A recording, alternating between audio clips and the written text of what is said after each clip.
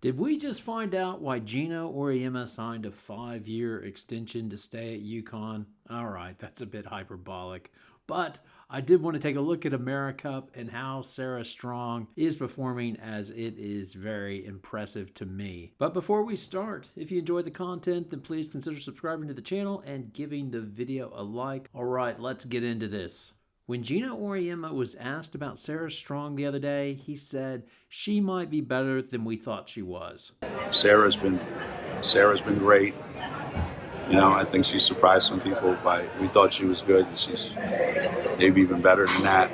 And of course, expectations were high for her being the #1 recruit in the 2024 class. But just 2 games into the AmeriCup versus Brazil and Mexico, I now see what he is so excited about, having Sarah Strong on his roster, as she is going to fit in amazingly well at UConn. And I have no doubt some are going to come at me and say, hey, you should be focusing on Joyce Edwards. She went for 17 versus Mexico and was the best player on the court. And don't get me wrong, Joyce Edwards is going to be a fantastic player. But the thing that makes Sarah Strong so special is her all-around game. She can play offense, of course, and then defense. Her hands are great, and then she can rebound as well. In addition, she's 6'2", so she's not the longest, but she still blocks shots as well. But the first thing we're going to take a look at is her offense, and what separates her offense is her outside shot. If you have a big that can shoot, then it opens up space all over the floor. And that's exactly what she's going to do. So she opened up the first game versus Brazil by hitting a 3-pointer. And that essentially sets up everything for her, because then teams have to close out for fear that she will hit the 3. And then she takes her opponent off the dribble.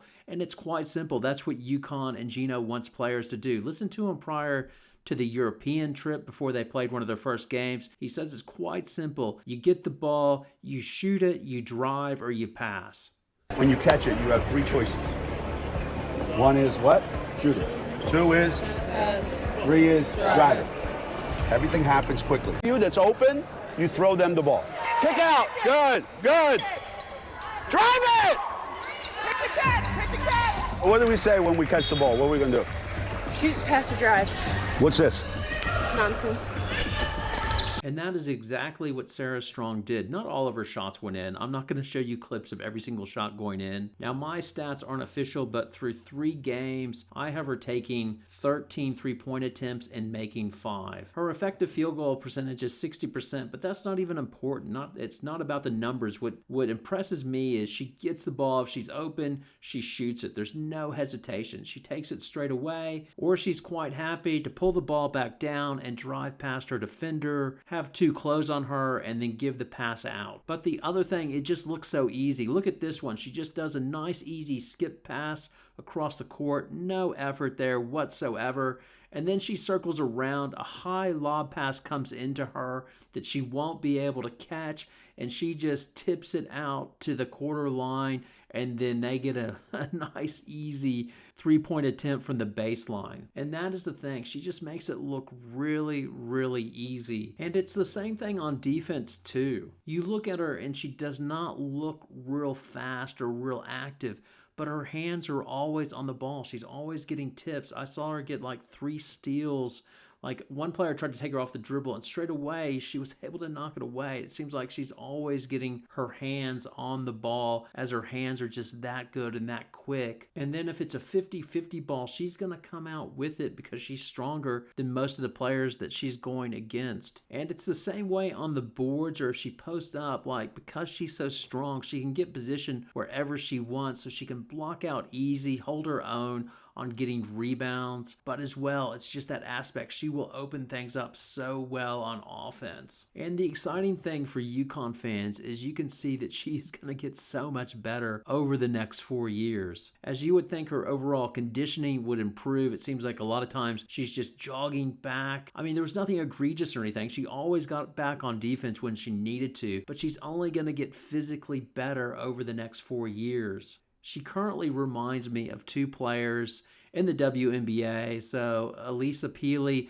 who's just gone on to the Minnesota Lynx, but she's taller than Peely is. At 6'2", I doubt Peely's over 6 foot. But she's more athletic and smoother than Peely is, but she has that ability to use her body and sort of bully players out of the way or get position on players. That's why she reminds me of Peely. As well, Peely could shoot the three, but the other player she reminds me of is Alyssa Thomas. Basically, Alyssa Thomas with a shot, because she's always seems to be on balance and can bully people like Thomas. I think that's her long-term potential, as she will be able to handle the ball and make passes and eventually run that point forward position when she gets into the WNBA. But the exciting thing for UConn fans this year will be her running pick and roll with Paige Beckers. I know they do a lot of motion offense, but they will do some pick and roll, and that will be fun to watch. In addition, these games it's almost like the scene of the crime from last season, as El Alfie got injured in the under-19s World Cup. It showed so much during that, just in terms of being able to be a dominant player on offense, as she had an array of moves, could handle the ball,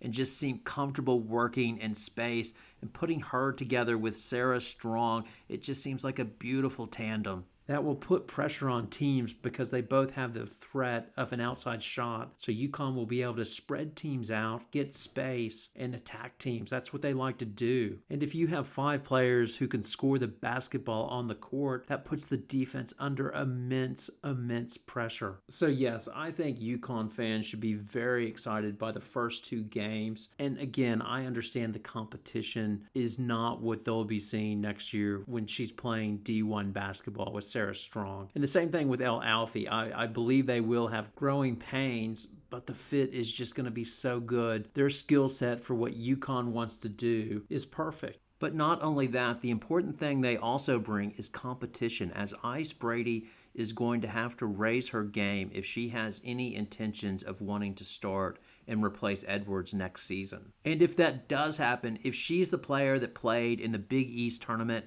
and versus Southern Cal and brings that game next season, and Sarah Strong's off the bench, then that is great for UConn. As Sarah Strong's game is so good, she continues, even if she comes off the bench, she has an impact. Straight away when she came in Team USA's first game versus Brazil, bam, she hit a 3 from the top of the arc, and it's just real impactful, or can be real impactful, her coming off the bench, as she's like a pocket knife, like a Swiss Army knife you can put anywhere. Okay, we have this mismatch here. Let's go post her down low. Oh, let's send her out. Let her take advantage of her shot or move the ball. She can just figure out where she fits in and contribute. And the thought of Strong and Aubrey Griffin coming off the bench together, it just would raise UConn to another level. I suspect the task for Geno coaching Sarah Strong over the next few years will be making her be more selfish, more aggressive, much like Paige Beckers, as she's such a willing passer and wants to be a part of the team. And it seems like she doesn't like to be the one out in front in the limelight. She's a little bit shy.